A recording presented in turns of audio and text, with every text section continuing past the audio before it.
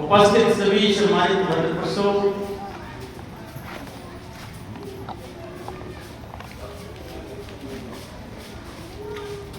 शक्ति स्वरूपा मातृशक्ति तथा समस्त सात जगत को एक बार फिर जय श्री सीताराम।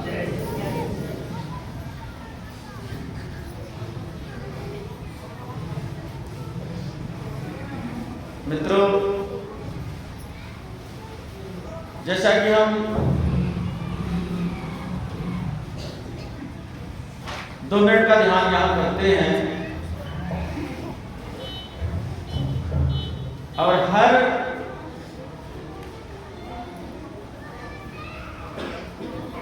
गुरुद्वारे में, गुरु आश्रम में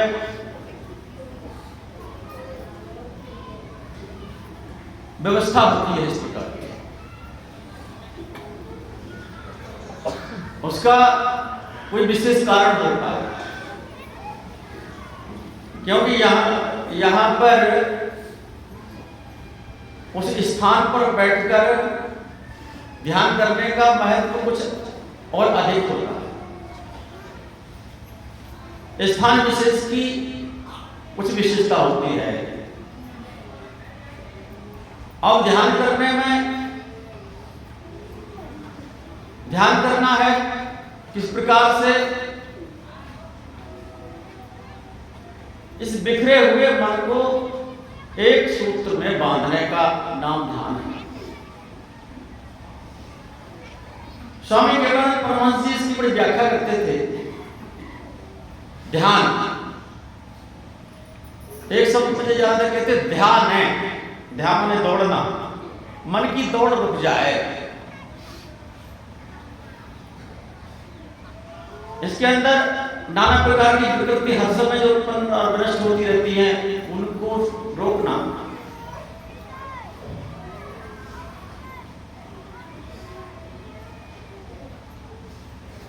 जितने समय के लिए हम लोग गुरु कृपा से, गुरु प्रदत्त ज्ञान से, गुरु प्रदत्त युक्ति से इस मन पर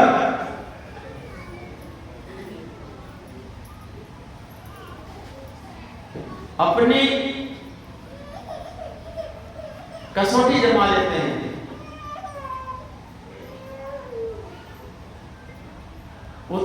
उतना ही हम अपने ध्यान योग में सफल होते हैं।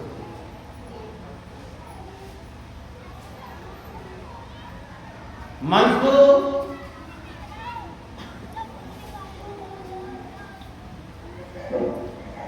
चालीस शेरों की ताकत दी हुई है। जबकि बताया जाता है कि एक शेर से तो समस्त जंगल के जीव भयभीत रहते हैं, लेकिन ये मन तो 40 शेर से बना है।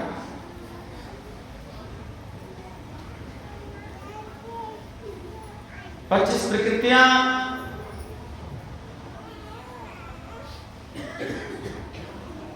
5 सूक्ष्म तत्व और 10 इंद्रियां। इन सबका समूह, इन सबका एक संगठन, इन सब में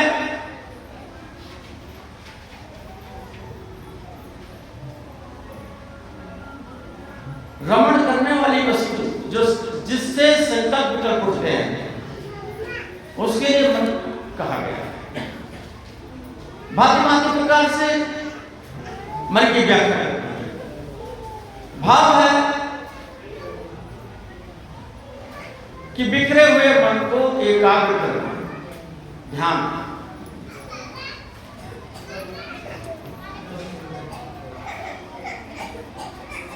उस समय एक कथा आती है, विशेष स्थान की बात मैं आपसे कहूं।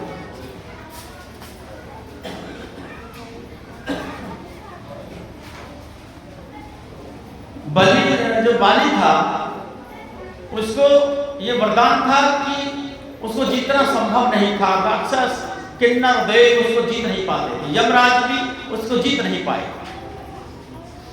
वरदान ये था कि जैसे सामने वाला उससे दृष्टि लगा कर देखता था, दृष्टि में दृष्टि डाल के, तो उसकी आधी ताकत सामने वाले का बल उसके पास आ जाता। वैसे भी वो बलि था, लेकिन उसमें क्या हो जाती कि तो सामने वाले की पराजय निश्चित हो जाती।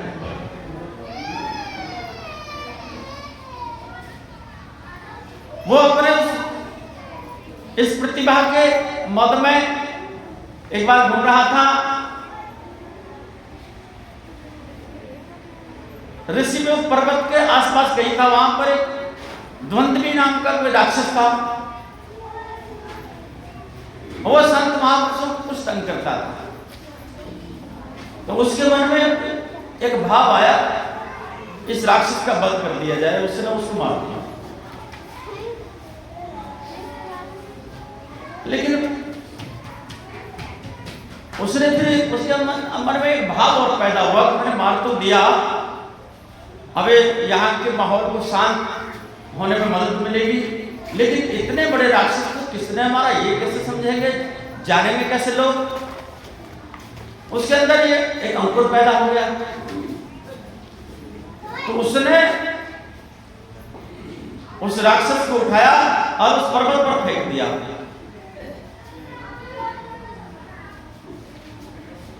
जब वहां जाके गिरा तो ऋषि संत लोग वहां पर ध्यान, सत्संग, प्रवचन होता, शांति का वातावरण था। वैसे भी संतों के जहां पर अद्वैत की व्याख्या होती है, एक तो ब्रह्म के नास्ते, सबके अंदर एक ही देखा जाता है। जब ये भाव संतों के अंदर होता है तो वहां से हिंसा तो वैसे भी समाप्त हो जाती है। लेकिन जैसे वहां पर आवाज हुई राक्षस के मरने का, फिर बाली उपस्थित हुआ। उन्होंने कहा इस राक्षस को मैंने मारा। उसने, ऋषियों ने इसको श्राप दे दिया कि तुमने इसको बेवजह अपनी इच्छा से ही क्यों मार दिया, जाओ तुम यहां से चले जाओ और यहां कभी आना भी मत। इस पर्वत पर अगर आप आ गए तो आप आते ही खत्म हो जाएंगे। ये ऋषि मुनियों का वहां पर, वहां की तपस्या का प्रभाव था, उन्होंने शाप दे दिया बाली का।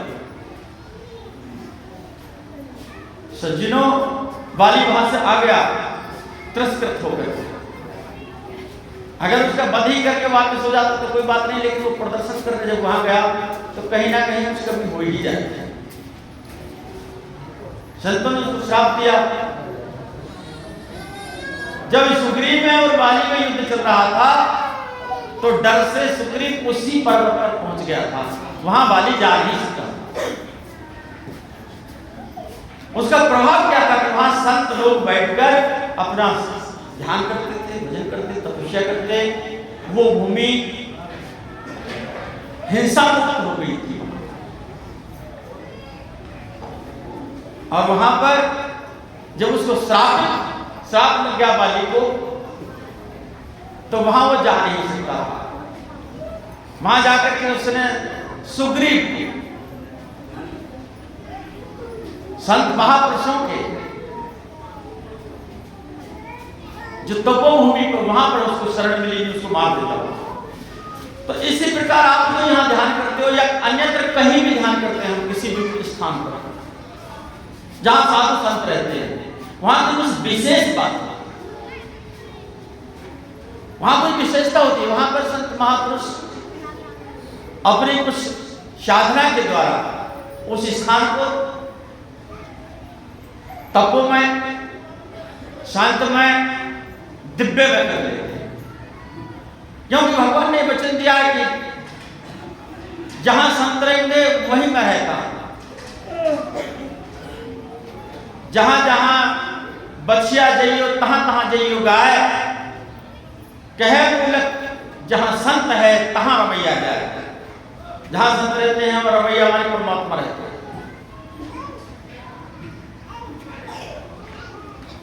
इसलिए हम यहाँ की अपने मन को एकाग्र करके ध्यान करें। और यही नहीं, अभी पूर्वत भाई रामदास जी कह रहे थे, और कहीं तक उनकी बात सही थी, कि कितने लोग ऐसे होंगे जो यहाँ 2 मिनट ध्यान करने के बाद अगले महीने फिर आके वो यहाँ ही ध्यान करते होंगे, घर ध्यान भजन करने का, सिमरन करने का अवसर ही नहीं मिल रहा होगा। बहुत जरूरी है यहां से आप सीख लेकर निरंतरता बनाएं, नियमित बनाएं, तभी हमें इससे लाभ मिलेगा।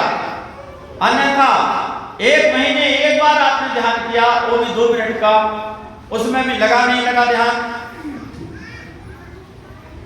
तो आपको लाभ कहां मिलने वाला है। इसी प्रकार एक महाराज जी थे, महाराज जी अहम ब्रह्मास्मि का उपदेश देते कि मैं ही ब्रह्म हूं। जो वेदांत सिद्धांत वाक्यों में से एक आता है, खल बिलम ब्रह्म सोहमस्मि अहम ब्रह्मस्मि, इस प्रकार का 8 वाक्य है।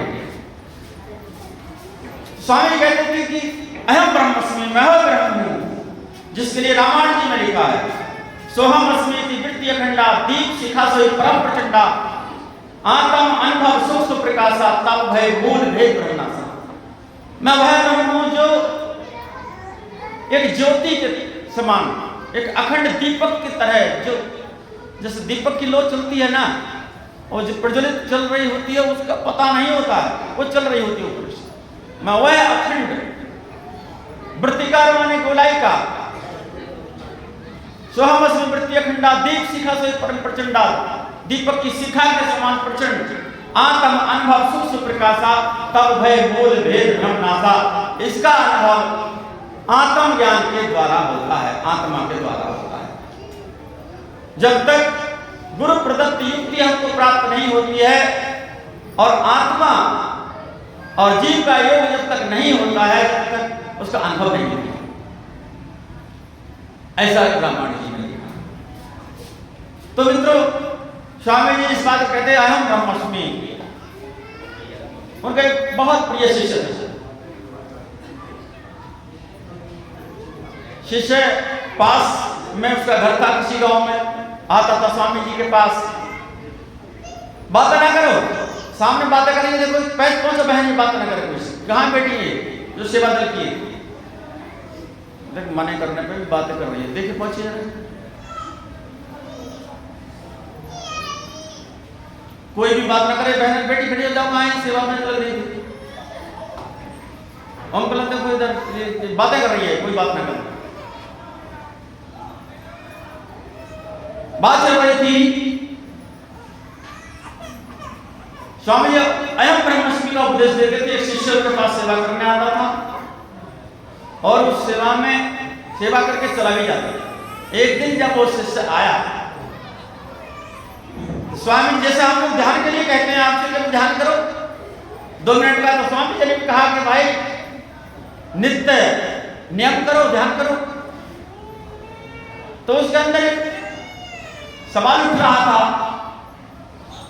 कि गुरुजी से मैं ये सवाल कब कहूं, जब आप कहते हैं अयम ब्रह्मस्मि, मैं ही ब्रह्म हूं, तो फिर ध्यान किस चीज का, ये सवाल उसके अंदर उठ रहा था।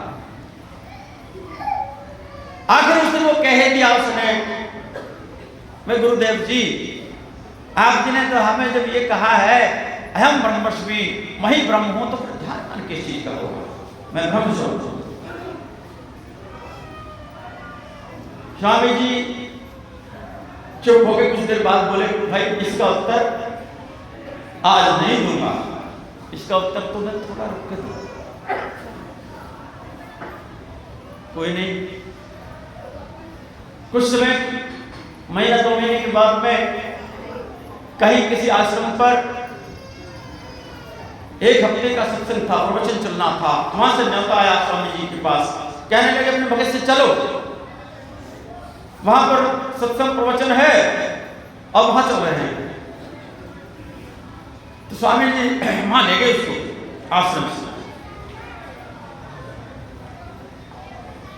वहां पहुंचकर 1 हफ्ते रहे, फिर वहां से चले तो एक स्वामी जी का एक और प्रिय शिष्य, एक कोई प्रिय शिष्य वहां पर उससे अर्जी करने लगा, गिड़गिड़ाने लगा, प्रभु मुझे तुझसे बगल की कुटिया झोपड़ी पे भी आपके चरण कमल पड़ जाए।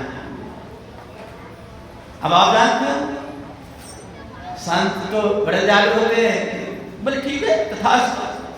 अब स्वामी जी चले 2 दिन वहां मिले गए। वहां जैसे पहुंचे तो उसने खान पीन में कुछ, तो उसके कब्जों को बुखार भी आ गया, उनके सेवक को दवाई ली, 2 दिन में उसका स्वास्थ्य ठीक हुआ। 10 दिन में लगभग आश्रम में पहुंचे। सेवक घर चला गया। अगले दिन सुबह को आया गुरु जी की सेवा में, आके देखा, बोले हाँ भाई कहाँ जा रहे हो जल्दी, जैसा अपने काम में लगाओ। बोले कहाँ जा रहे हो, जल्दी कैसे हो, बैठो। बोले गुरु जी बैठो, क्या काम निपटाऊंगा ना। बोले आप ठीक तो हो, स्वास्थ्य खराब था। बोले हाँ गुरु जी आप आपके आशीर्वाद से ठीक हूँ। फिर कहाँ जा रहे हो। बोले गुरु जी थोड़ा साफ सफाई करूं, क्योंकि 10 दिन में तो बहुत कबाड़ होगा, तो तिलके हो गए थे, घास हो गई थी, धूल धनकर समम भर गई थी आश्रम 10 दिन में। बोले गुरुजी हम आप 10 दिन में आए हैं, देखो ना कि सब जगह घास हो गई है, कबाड़ हो गया, धूल धनकर हो गई है, ऐसा लग रहा है हमको रह ही नहीं रहा है। और दूसरी बात, कई दिन से स्वास्थ्य खराब था तो नहाए भी नहीं है।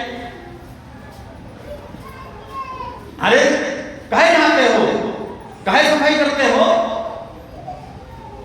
तुम तो स्वयं ब्रह्म हो। अब सृष्टि हो गया। बोले अब समझ गया, आपको प्रश्न का उत्तर मिला। बोले 10 दिन ना रहने पर इस आश्रम के अंदर भिन्न भिन्न भांति भांति प्रकार की घास जमे आई, भांति प्रकार के जीव आ गए, चूहों ने बिल खोद दिए, कबाड़ कितना है। और आप लोग 4-5 दिन से नहाने नहीं मिला तो शरीर में कितनी व्याकुलता हो रही है। अरे इसी प्रकार अगर ध्यान नहीं करोगे तो अंदर की जो सूक्ष्म सत्व हैं हमारे, वो प्रबल हो जाते हैं, अपना डेरा जमा लेते हैं।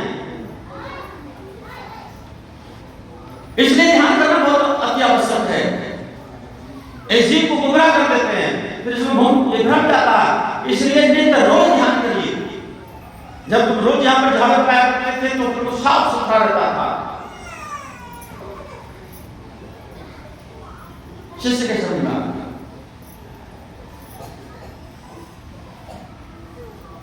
यही हाल हम आपका है, हमें शिक्षा लेनी चाहिए।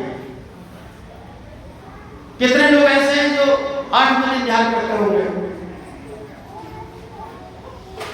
ध्यान करना बड़ा जरूरी है। जो लोग कुछ संत ये कहा करते थे कि आप हमारी शरण में आ जाओ, हमसे दीक्षा ले लो, उन संतों ने योग सिमरन के लिए बहुत जोर देना शुरू कर दिया है। थे ऐसे कई संत जो कबीर पंथ में, हालांकि सिमरन के लिए सभी कहते हैं, लेकिन उनमें से कुछ गिने चुने लोग ऐसे थे, कहते थे आप मेरे यहाँ से दीक्षा लो, जो मेरे पास है वो पूरे ब्रह्मांड में नहीं है। केवल दीक्षा लेने की आवश्यकता है, बात ले जाना तो मेरा काम है।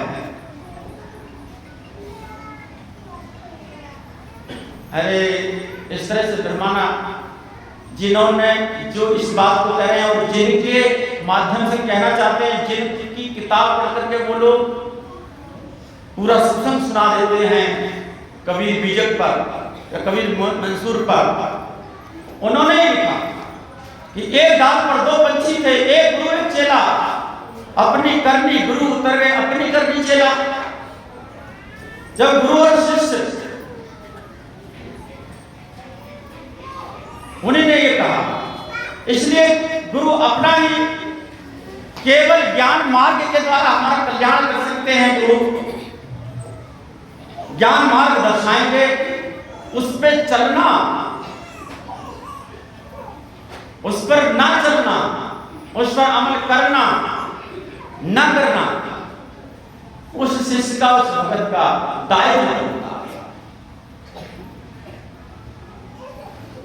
छोटे बच्चे को हम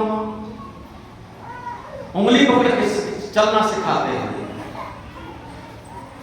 और थोड़े समय सिखाते हैं, कुछ देर के बाद वो खुद चलना सीख जाता है, यहां तक कि डांसर भी हो जाता है जब चला नहीं जाता था।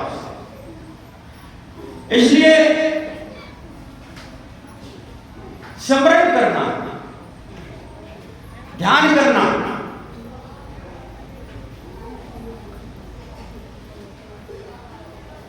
जो 5 विकार हैं हमारे अंदर, काम, क्रोध, शोक, मोह, भय, ये पांचों किसी ना किसी प्रकार से अंतःकरण पर छाए रहते हैं। जैसे ही गुरु प्रदत्त ज्ञान की युक्ति के द्वारा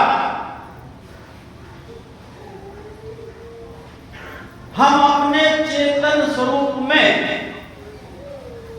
अवस्थित होते हैं, उस अवस्था में ये सूक्ष्म हो जाते हैं, बलहीन हो जाते हैं और हमें परमात्मा की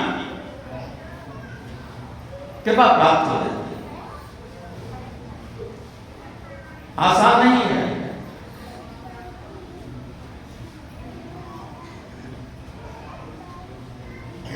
हर एक जीव के साथ 2 वृत्ति है, एक सद्वृत्ति, एक असद्वृत्ति। जो इस मन पर क्रमशः अपने प्रभाव अनुसार मन से काम लेती है। महापुरुषों ने कहा, और इन दोनों वृत्तियों के ऊपर सुरती रहती है, इनके अधिकारी है वो। असल वृत्ति में तो का अशुभ कर्म करने के लिए माया की, यानी कि भौतिकता में, भौतिक जो व्यवहार है उसमें भागना, काम देखना, व्यवहार देखना, रिश्तेदार देखना, दुकान देखना, मकान देखना, घर बार देखना, बच्चों को देखना, पत्नी को देखना, पति को देखना, सबको देखना। जो सद्वृत्ति है उसका केवल एक काम है कि भाई तुम्हें आरती करनी थी, आरती नहीं करी, ये याद दिलाती है। असल वृत्ति तो इसको घुमाए रखती है।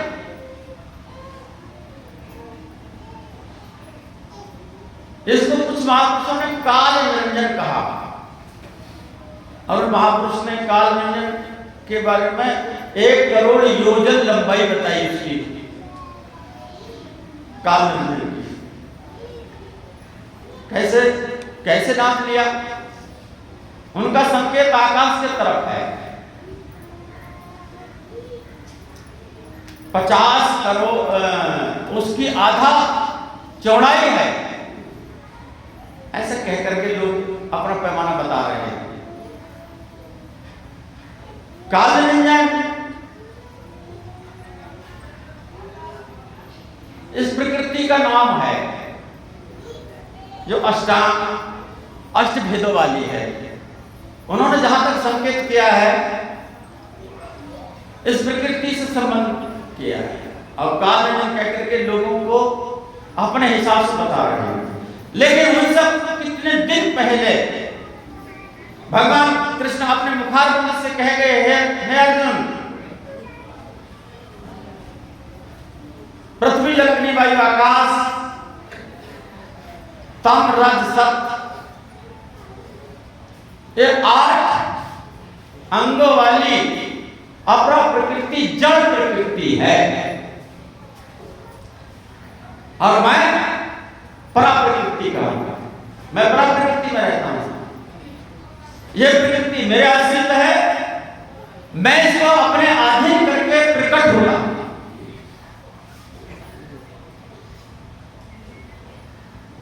लोगों से कहते हैं कि जितनी सारी भक्ति करने वाले हैं सब कालनंदन की पूजा कर रहे हैं। इस तरह से लोग कहते हैं, अपना अपना मत है समझाने का, मैं किसी की बात नहीं जाती। जो अखंड है, अपार है, अजन्मा है, अनंत है, नित्य है, पवित्र है, सच्चिदानंद स्वरूप है, था, है और रहेगा, उसको वेदांत ने सच्चिदानंद की उपाधि दी है। सच्चिदानंद, जिसका आकार प्रकार हल्का मोटा भारी पतला नहीं है, सर्वव्यापक है, और सर्वव्यापक होते पर होने से ही वो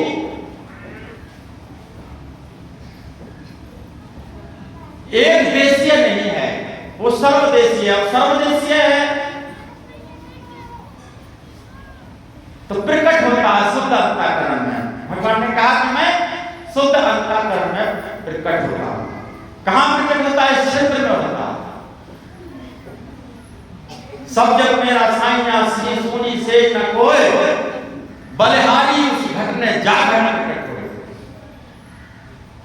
महापुरुष कहते हैं उस घट के लिए बलिहारी जाता है। अब उस घट, वही घट आदरणीय है।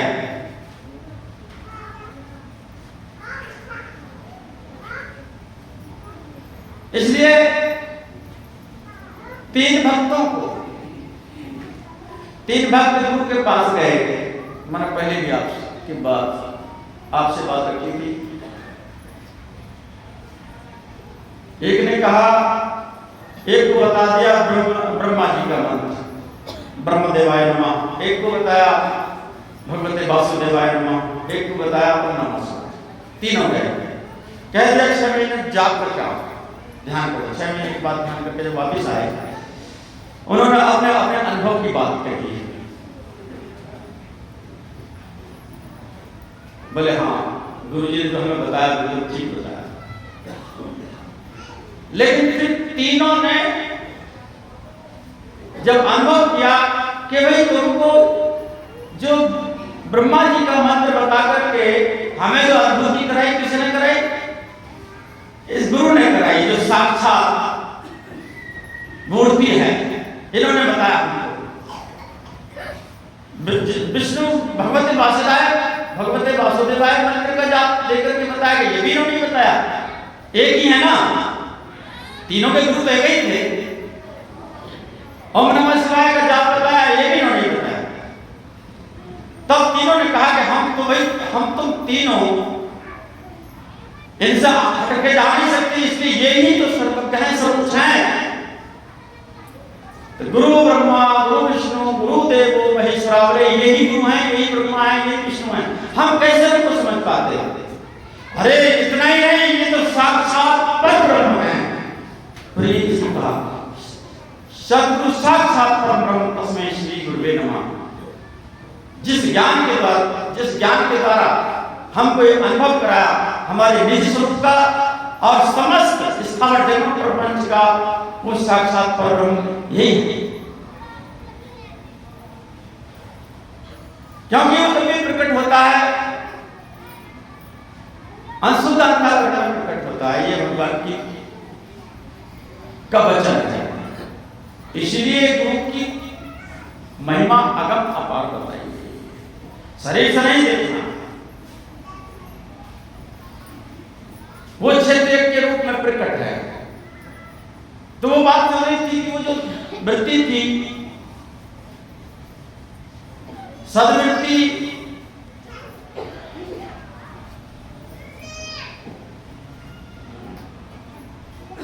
और असल वृत्ति में बात चल रही थी।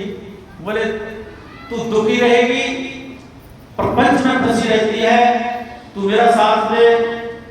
तो एक दिन उस असद वृत्ति को ये समझ आया। इसलिए भी साहिब कबीर कहते हैं, एक गीत के द्वारा, इसी के बाद समाप्त है भोजन की व्यवस्था।